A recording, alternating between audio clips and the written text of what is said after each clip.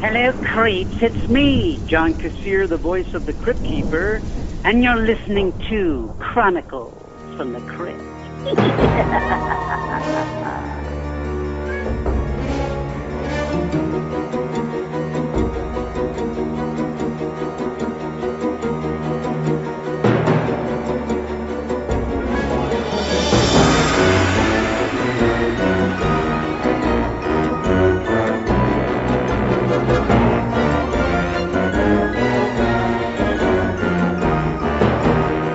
Hello there, I'm Casualty Chris. And this is Father Malone. And we are the hosts of Chronicles from the Crypt, a twice-a-month look at the cult horror anthology series, Tales from the Crypt, that aired on HBO, otherwise known as Home Broadcasting? No. Home Box Office, right. From 1989. I'm going to get it one of these days. From 1989 to 1996. Yes, and on each of our podcasts, we're going to be tackling 2 episodes of Tales from the Crypt.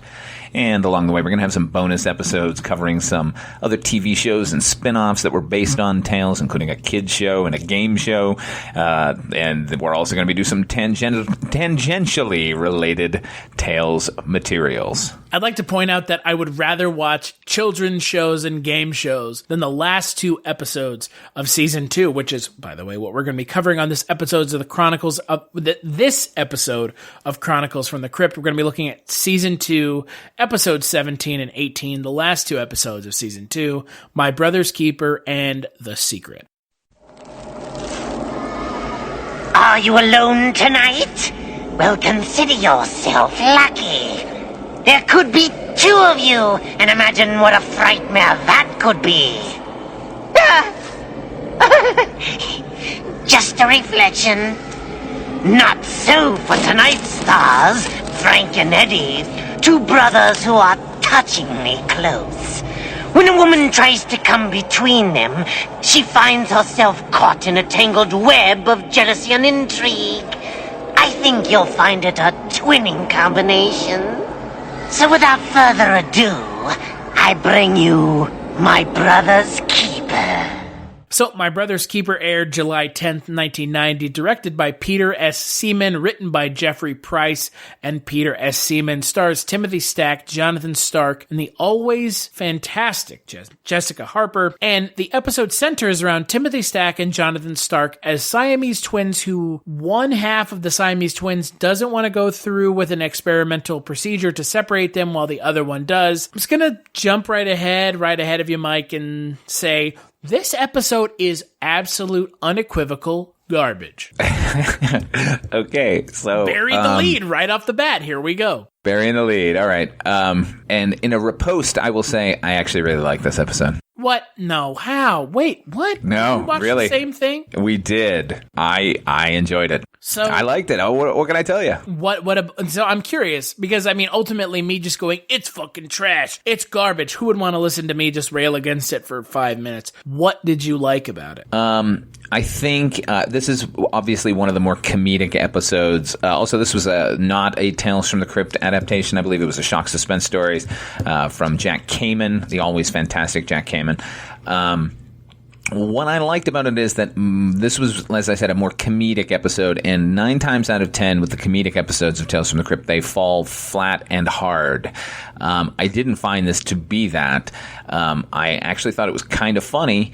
Let me just point out, Jeff Price and Peter Seaman, the writers, and Peter Seaman was the director on this one. They wrote Who Framed Roger Rabbit. We mentioned them one time before because they did the Sam Kinison episode, which name escapes me now. For crying out loud? For crying out loud, yeah. They wrote and directed that, except in that case, Jeffrey Price directed it. Here, Peter Seaman directed this one. I liked all the performances in it. I liked the plot. I actually, even though the twist was kind of, the twist was, you could see it coming. Did you say I still enjoyed it. Coming? Because, come on, it was, I mean, I've seen Mack trucks that are more coming from a mile away. Okay, but here's the thing. The twist, once they get to the hospital room at the end, like, okay, now we know what the twist is, obviously. But up until then, I had no recollection of seeing this episode initially. So I kind of went with it. And I don't know, man, I really really enjoyed it. There are lots of little touches throughout the episode that I really, really appreciated. The fact that these Siamese twins, conjoined twins, like there's a door in their home that are like batwing doors, like you would have in a restaurant. They just swing open and close, like that. I thought was a really nice touch. Little background things, even like okay, look, there's one scene where it's totally ridiculous, where the brothers are having sex with this like dominatrix girl while Jessica Harper's just laying beside them. But when the dominatrix leaves, you can hear a motorcycle drive away in the background. I thought that was just a weird, nice little touch in that. And, you know, once it was revealed that Jessica Harper was sort of in on the plot from the one brother who wants to be separated, like, that actually took me by surprise. That was a twist I was not expecting. So, anyway, these are all reasons I like the episode. Now you can rail on it and give the people what they want. Fresh meat. Well, here's the thing about this episode. I don't think Timothy Stack and Jonathan Stark are bad. I think the idea of this episode as a whole is really flawed. I like the idea that there's like Siamese twins and one is pressuring the other one into getting separated. But ultimately, at the end of the day, it's an episode that it's like too comedic for its own good. It's too jokey, and like the ending, I know that Tales from the Crypt rarely have positive endings, and this is like one of the few handful episodes where you look back and you're like, okay, it had a positive ending. I mean, not everything can be Three's a Crowd, where a character strangles his wife who's pregnant, kills his best friend, and drags his wife's dead body down to their, oh, by the way, she's pregnant party. Not everything can be like that. But this episode... Yeah, right. It should. Why not? But this episode is just so dorky. Like, I wanted to like this episode, but at the end of the day, it's an episode that it's too comedic for its own good. And I don't think it works. And like Jessica Harper feels kind of wasted because, like you said, there's a massive twist at the end of the episode where it turns out that Jessica Harper has essentially been hired by one of the brothers to convince the other brother to get the surgery so they can get married. And it's like, oh, but she actually fell in love with him. It's like, fuck you. Like, this shit's telegraphed even without the twist from a mile away. And I don't know. This episode, you can see everything that happens coming from a mile away. And in an episode that's essentially necessary to have a twist, it just falls flat. Okay, here's the thing. You're wrong. Oh, and this is a good episode. Oh, I'm wrong. I don't know, man. Even with the telegraphed twists and such, and yeah, look, I think there were parts of the episode where I kind of like rolled my eyes as well. I'm not saying this is the greatest episode of this season or of the series or anything like that. I'm just saying, like, this might be, again, I've said this before, it might be in comparison to episodes we've been seeing. But I thought this was, it was well directed. I thought the performances were all really good. Yes, they needed more of Jessica Harper, but then everything needs more of Jessica Harper. Let's face it. Go watch Phantom of the Paradise, everybody, right now. Anyway. Yeah, that's the movie that brought Father Malone and I together in a holy podcast-ceremony. That is true. The power of the Phantom. But I don't know, man. I don't know. I thought this was, as far as the lighter episodes go, it was better than like Corman's Calamity. It was better than like any of the sort of comedic episodes that we've gotten this season. And it was kind of a love triangle without dipping its toe into the morass of horrible trilogies we've been seeing this season. I don't know. I don't think it's the best way to end the season, but it certainly was a step above some of the horrible ones we've been watching. I like the idea of this episode. Again, I think it just comes down to the execution is not there. Does that make sense? Yeah, I get your point of view. I just do think you're wrong. I mean, that's fine. If the hill you want to die on is my brother's keeper, be my guest. Oh, well. But this episode is just predictable. It's just, and again, it's very predictable, right? I mean, we can agree on that, correct? Yes. I did not see the twist coming with the Jessica Harper being in on the scam. So in that way, that was not predictable. I mean, the end where they're in the bed and they, one's going to jail and the other one isn't. By the way, what kind of logic was that? they can't send me to the gas chamber because we're conjoined twins. Like, I mean, I guess it's kind of sound like, what would happen in a situation like that where one conjoined twin killed somebody? Like, do they both have to go to jail? Like, that's interesting.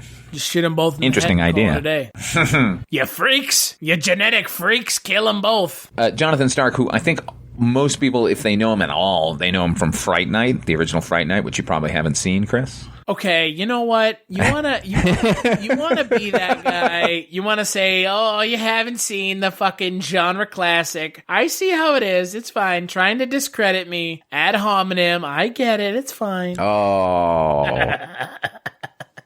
No, I have not seen the original Fright Night. Well, he's in it. He's real good in it. That's all. He's also good in this. I thought both those guys are good. Overall, he's hamming it up. Yeah, but then the tone of it called for sort of hamming it up. I like this better than For Crying Out Loud. Same guys. Crying Out Loud is an episode that I think doesn't hold up to repeat viewings. Right.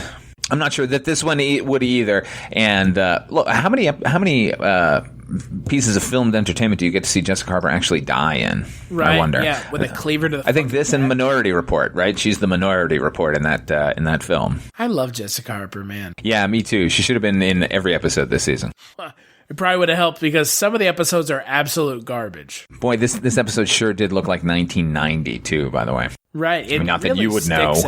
You know what? You know what, man? You're pushing the buttons tonight. You know what? My Brother's Keeper is a bad episode, and you're wrong. It's not great. It's lackluster at best. And if we're talking about ways to end the season on a high note, boy, it is not anywhere near where I wanted this season to end. So, in other words, I'm going to say this is a watch. Watch this episode. It's really good. And don't listen to anything my co-host has to say. He's way out in left field here. And I'm going to say it's a mild watch. So don't listen to anything I say. So don't watch it then. So you're welcome, you dingus. How dare you? Well, let's move on to an episode that no one should be watching, The Secret. The boy of the twist. What? So where's the twist? And I had such great expectations. Now here is a story you can sink your teeth into.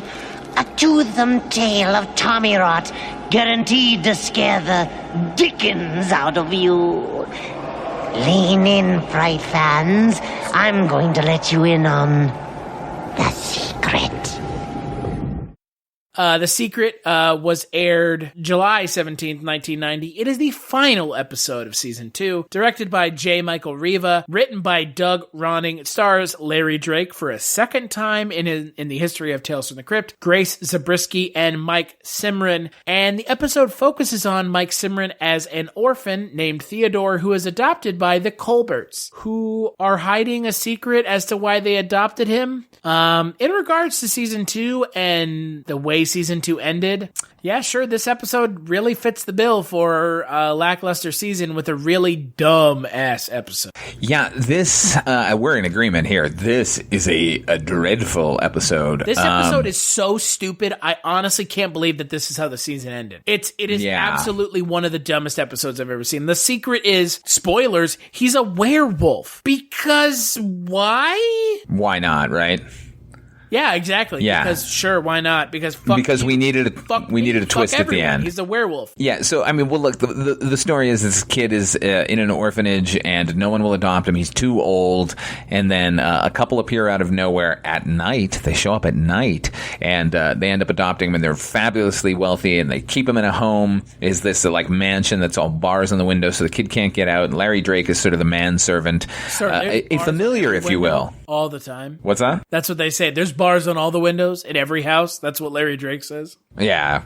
And they're fattening the kid up, and it turns out they're vampires, which that didn't even make sense to me. Like, why are they fattening him up? Like, he's going to have more blood? Is that the idea?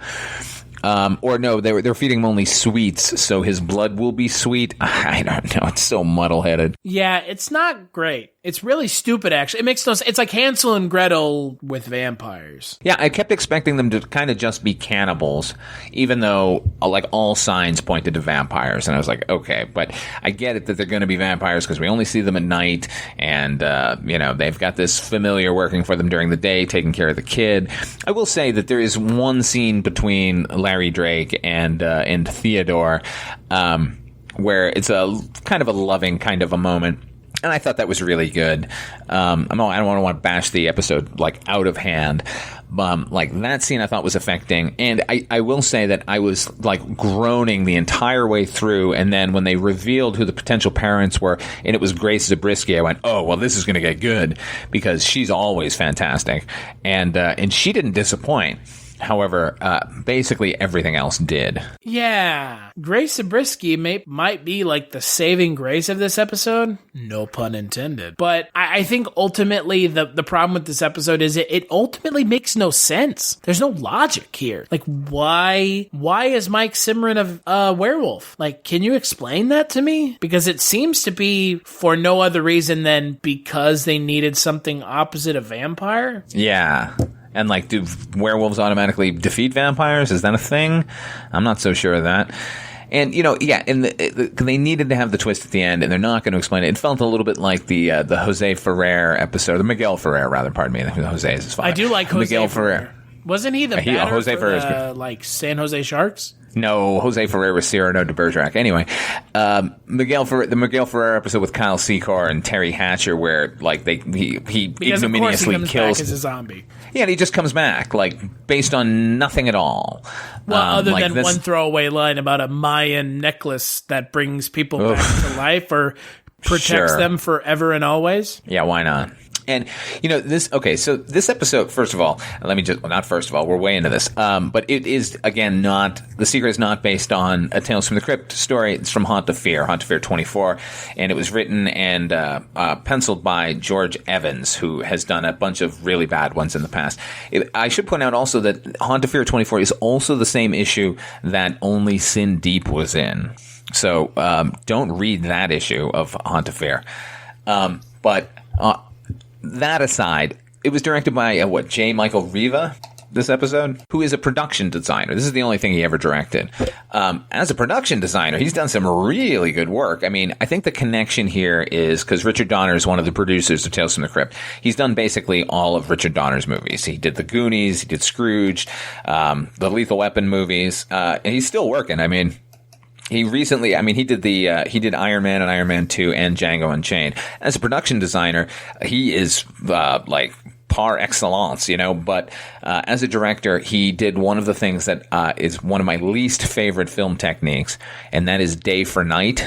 Every time they showed night, it was clearly they were shooting in the middle of the afternoon with a blue filter. It made me want to pull my own head off. How dare you speak such ill will about using movie techniques to make something look like night, sir? It's clearly not through a blue filter. Yeah. It must have been. Yeah, that's really bad. And I don't know why they decided to do that. There's no rhyme or reason. There's no, legitimate reason to do that. I mean, other than they like it blue, but other than that, they could have done that anyway. Could have treated the film after the fact with a blue filter. I don't know. They were trying to give what they were trying to give, I think, is the idea of the way a night looks when it's a full moon. But even then, you're not really getting blue light anyway, so it's kind of crazy. Zero rationale for using the day for night for this 22-minute episode of a TV series. Other than the fact that he might be likes it and saw it in another film or something. I don't even know. Well, it doesn't work very well. But again, also this episode is reliant on a twist that is... I shudder to say stupid, but... Oh, it's stupid. It is stupid. It's really stupid. In a way that, makes no... why was he a werewolf? Why is that this whole episode? Why are they vampires and why are they feeding him sweets? What? Why? Yeah, and you know what? He's in the orphanage at the beginning, and clearly one of the two people running the orphanage, Mrs. Hagstead, she knows the secret, quote unquote. But it's... when the episode starts, it's the night of the full moon, and they haven't like locked this kid up or put him in chains or something. Like, isn't he running amok? Like, they have him like he's escaped, and they show him like arrive the next morning after a process shot of a full moon. So like, as if we didn't know right even then what the secret was. But like, don't they have safeguards in place? This kid's been in the orphanage forever. Clearly, he killed his parents as a werewolf. Like, I don't know. It's so dumb, man. They didn't think anything through. It's shocking that this is the writer's only credit. Well, and like you said, like there's a lot of stuff that goes on in this episode, like that's almost unexplained. Like, okay, so I guess he killed his parents. Sure, why not? Yeah. But, like, and at the end, he's like, I'm a werewolf. I have a secret, too. It's like, when did you find this out? Why are you okay with this? And how did he know? Control it all of a sudden? Super weird. Super weird. And let me just say, like, at the end of the episode, the kid is, escaping, and the vampires leap off of this, parapet or whatever, and clearly are flying, even though they don't show us them flying. They show them sort of like leap into the air, and then we have a point of view shot that it's flying through the air, and then they land. So clearly they can fly. So he turns into the werewolf, attacks and kills Grace Zabriskie, then goes running after the other vampire who does not fly away. Like, even then, I'm just like, what? You just set up a rule 10 seconds ago and then broke it. Like, what is that? Well, again, I think that's the problem with this episode is that it doesn't seem to want to play by the quote-unquote rules of the episode. And it ends up just being like, yeah, vampires and werewolves, sure. Why not? And I have a problem with something that just doesn't care about establishing or abiding by the rules set down by the episode. Mm-hmm. And this episode is like the worst offender this season of that. This episode seems to exist for no other reason than to have Mike Simran turn into a werewolf and like, oh, that's a cool effect, I guess? Yeah, I mean, they were like, well, we got to finish it out with like a truly Tales from the Crypty type episode where with monsters, like, we've been skimping on the supernatural this season, so we'll not only give them vampires, we'll give them a werewolf as well. None of which look good. I mean, I guess the vampire, you can't really go wrong with a vampire as long as you got the teeth, but the werewolf was not spectacular looking, and I don't know, it was just dumb.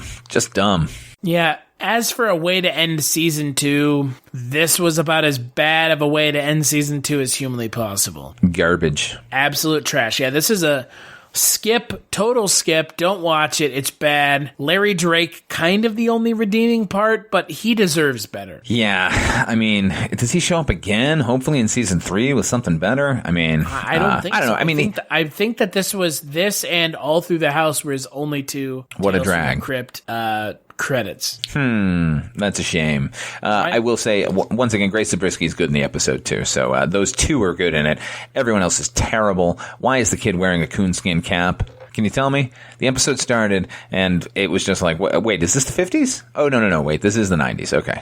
And the thing is like Larry Drake deserved better. Ultimately, like that's the biggest takeaway in my mind is like Larry Drake deserved better because Larry Drake is great. Long live Dr. Giggles. Yeah, exactly. And instead, we get this like shitty episode that Durant did not deserve. No, one bit at all. Period. Skip. I will also say skip this one. Skip it hard. Yeah. All right, so that's it for season 2, folks. I mean, we're here. It's over. Season 2 is done. I'm curious, Father Malone, looking back at season 2, what would you pick as your favorite and least favorite episodes? Three's a Crowd, 100% the best episode of this season. I agree 100%. You and I are on the same page completely. As far as the worst, there's so many to choose. No, not worst. Your personal least favorite. Personal least favorite. Fuck. So many. Right? Boy, I didn't think there would be so many bad episodes right off the bat. I think it... God, might it be The Secret? It might be The Secret. No. This was an episode that I was... That's the one that's in the front of your mind the most. Yeah, because it's right here in front of me. Well, I've already forgotten the name of the episode. I was not on the podcast with you recording it. It was the Carol Kane episode. Oh, Judy, you're not yourself today. Judy, you're not yourself today. That was dreadful. Like like, as much as anything worked in The Secret, like, it had a couple of good things that I can sort of point to and go, well, that's at least positive. There was nothing good in that. And I like Carol Kane a lot. But even her presence in it, like, could not elevate it beyond anything. Like, that was, I'm not sure what the messages were in it. I'm not sure what the plot was. I don't have any concept of like the level of comedy that they were going for. I don't know. That to me is my least favorite episode of the season. But Frances Bay. Oh, just bad. Everybody in that episode deserved better. Yeah. For me, my least favorite episode this season is Fitting Punishment. That episode is so fucking mean-spirited. And the payoff it's not good. The payoff is so bad. The payoff is so disappointing that I honestly Spooky can't feet. believe... Right? Watch these Nikes walking down the stairs. It's like, oh, fuck you. Ugh. Fuck you. Fuck this episode. Look at this practical effect we did. These feet look like they're moving on their own. Yeah, you know what? And Jack Shoulder, I love you to death. I love, what is it? Nightmare on Elm Street 2, the gayest nightmare of all. Yeah. I've never seen The Hidden, but I've heard good things. Oh, real good. Yeah, it's But, a really like, good movie. Man, that episode is really bad, and it's not good, and it's so dour, and it's not fitting punishment for the character of Ezra because he's a dickhead and he deserves to have his brains bashed in by a fucking crowbar, and he doesn't. Yeah. So that episode, it's one of those episodes where every time I watch it, I'm like, oh, Christ, I have to watch this shit again. It's really, like, it makes me upset. Like, I don't want to watch that episode because it's so mean-spirited. Yeah, you would think after wandering through the dark forest of the love triangles that there would be nothing worse than those, but somehow they pulled it out this season with the episodes we're describing. And I would like to point out that the only episode you haven't been on since you and I restarted Chronicles, those 2 episodes are the 2 that we didn't like the most. So, Judy, You're Not Yourself Today and Fitting Punishment, that's the only episode you haven't been on this entire season. Oops. Well, let me put it this way. You clearly didn't miss anything. No. It would have just been I would have just piled on more. And those we are bad. piled on a lot. Jess and I piled on so much because those episodes are really bad. So, I what are your kind of, before we wrap up season 2 and give a hint as to what we're doing in between season 2 and 3, kind of what are your kind of takeaways from season 2 of the show? I remembered it being a lot better than it was. Right? Me too, man. What the fuck? I mean, look, you know what? I will say again, Three's a Crowd. Just its presence in the season elevates the season in my mind. That one's great. And there are some really good ones. Television Terror was really good. Even the ventriloquist dummy, had its moments. Yeah, overall, it felt like they lost their footing somehow. It felt like they sort of were heady on the success of the first season and then were just handing out assignments like candy, to friends and hangers on, and they just figured well, we've got the formula, let's just run with it. And I know season 3 is better.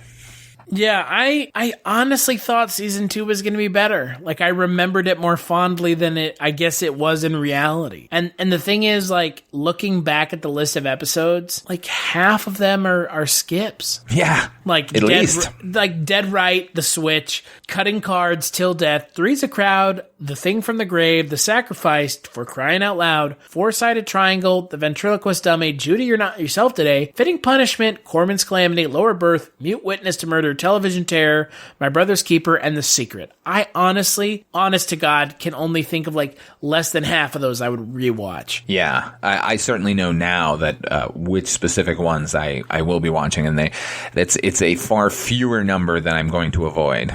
Right? And man, I yearn for the days of The Man Who Was Deaf. Yeah, well, you lead with your strongest. It's sort of hard to ever recapture that.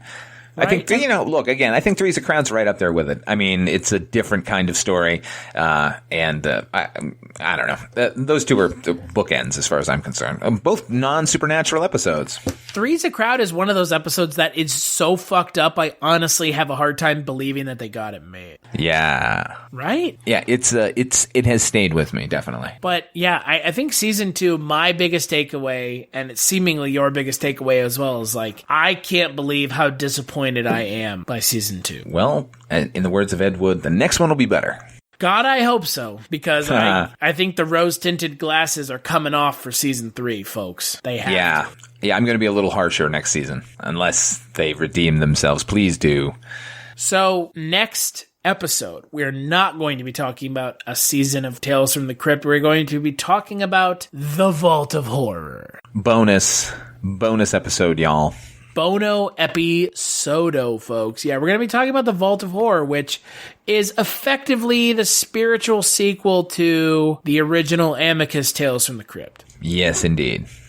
And look, it's another one I watch more often than I should. Maybe, I don't know. I probably watch it once a year.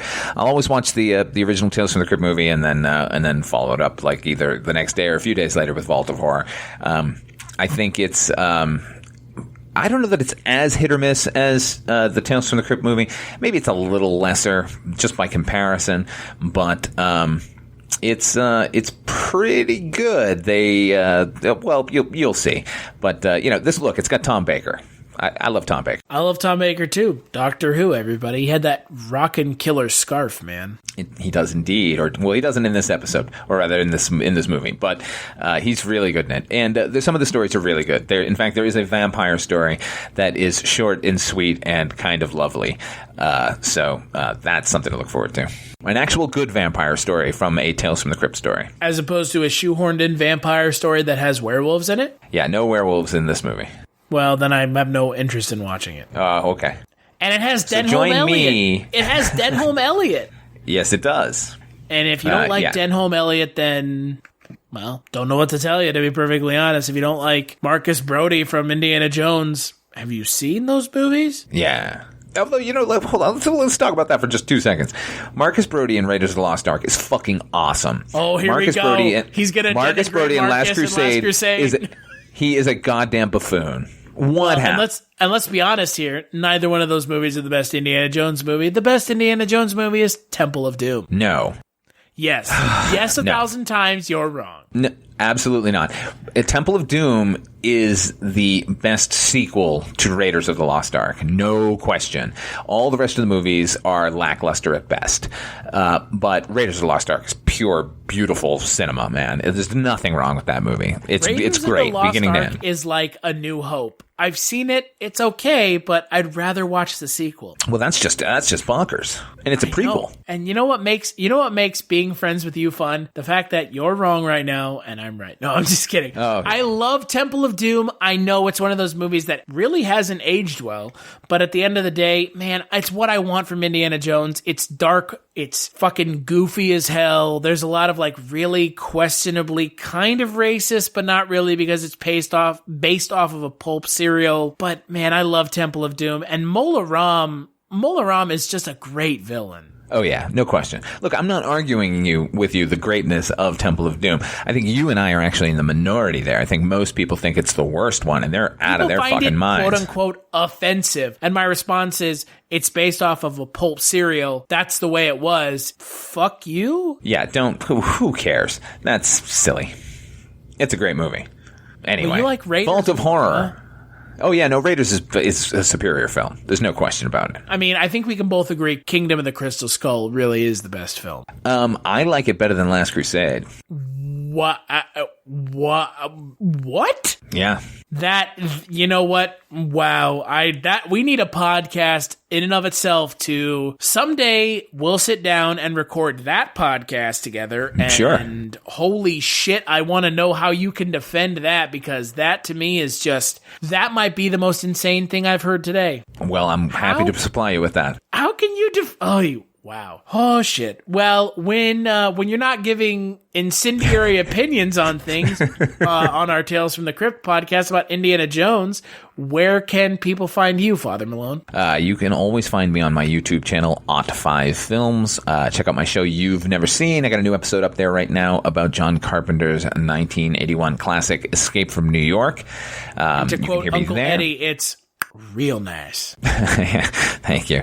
And other than that, you can catch me on another podcast, this one about the Twilight Zone revival from the 1980s. That podcast is called Dreams for Sale, the Twilight Zone 1985. And when I'm not here or on the Twilight Zone 1985 podcast, I'm on a little podcast called The Kolchak Tapes with our good friend Mike White. You can find that over at kolchaktapes.com. You can find the movie podcast I do with my buddy Eric over at culturecast.com. If you want to find us on Twitter, we are at ChroniclesFTC. We are at chroniclesfromthecrypt.com or chroniclesftc.com. If you want to do that abbreviation thing, if you're into the whole brevity thing, man, check that one out. And we'll be back next episode. No Tales from the Crypt, the Vault of Horror next time. Big thanks as always to John Kassir for the intro for the podcast, and we'll see you on the next one, boys and ghouls.